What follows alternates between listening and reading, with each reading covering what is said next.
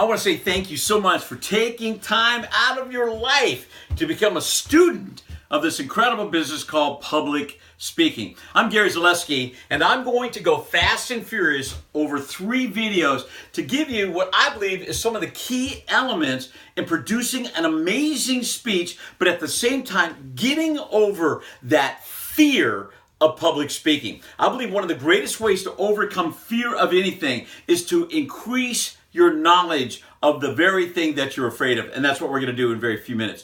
By the way, I want to give you a couple of thoughts here.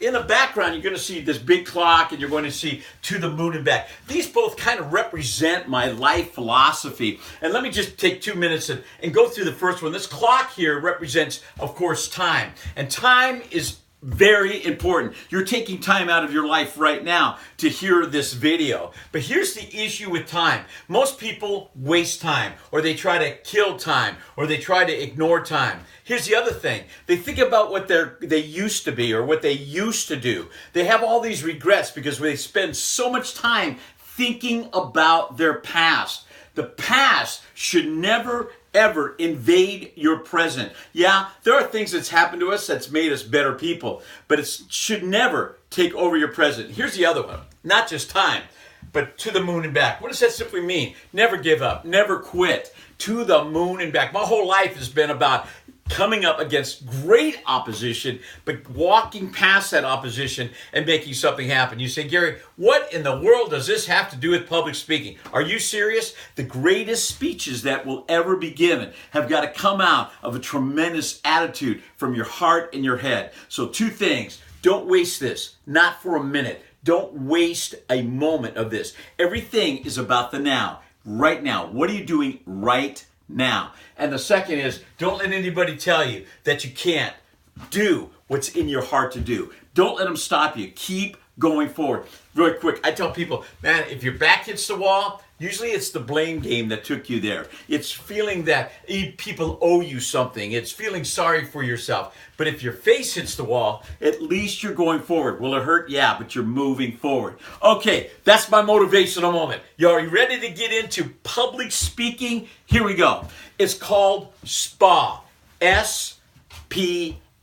Now, if you're sitting there right now and you don't have anything to write with, you don't have any notes, pause the video. Go get yourself a cup of coffee, get something to write with, capture these things, because I'm going to go fast and furious on these videos. So you want to take notes, maybe stop the video, write some things down. Become a student of public speaking.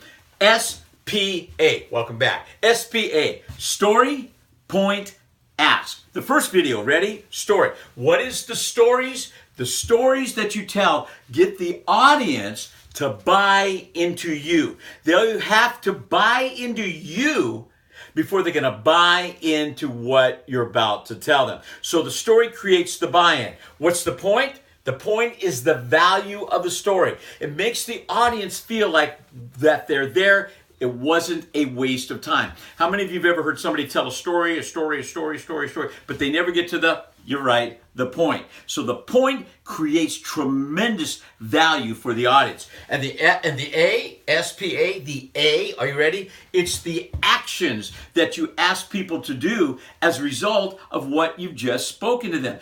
People, at the end of your speech, how do I say this? At the end of your speech, when people walk out the door, if they exit and they feel like they have something that they can do, something that makes sense enough that they can actually do something with the material that you just delivered, they're going to want to entrance back into your next speech, okay? So that exit is important. So make sure the story, you have a great story, you have a great point, and of course you have a great action or asking the right questions.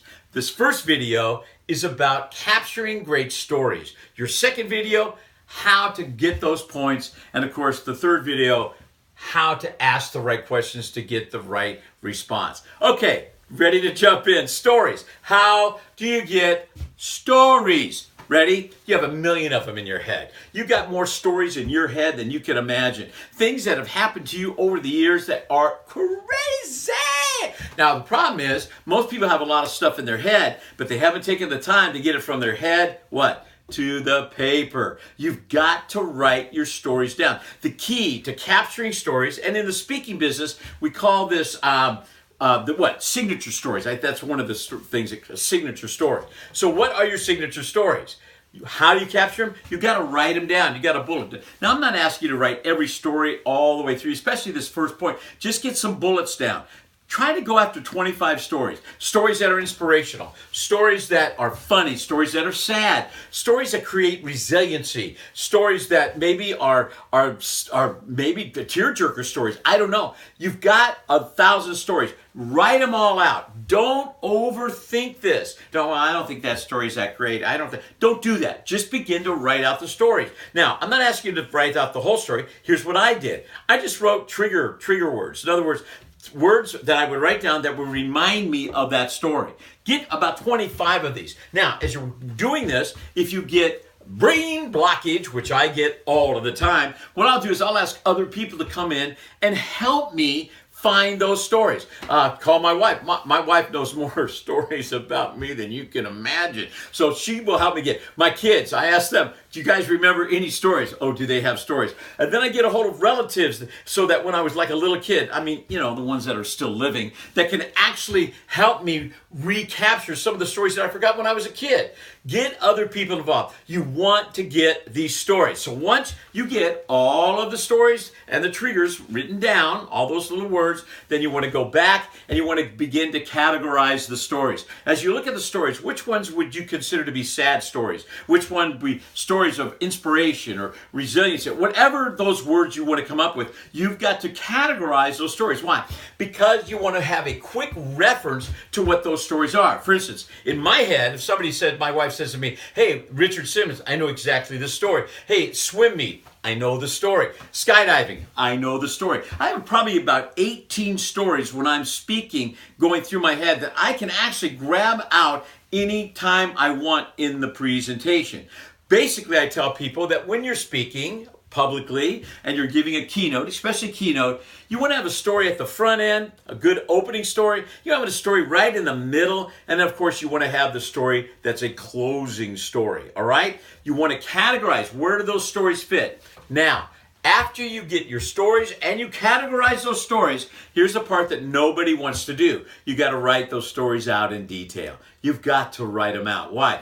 Because when you write something out in detail, you might remember something that you forgot, all right? Also, when you write something, you can revisit it later. When you write it, you can revisit. When you revisit, you retool. When you retool something, it causes a renaissance in you. So write them down. Here's an important thing. I know it sounds simple. Make sure that the story has truth. Make sure it's truthful.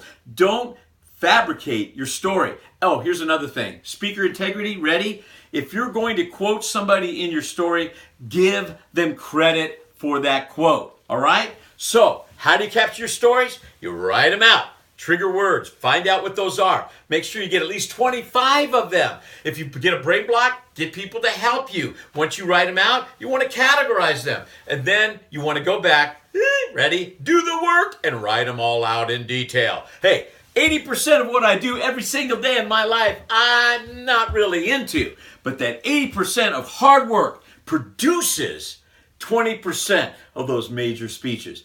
That's how to get a story. Now, what about the point? Next video.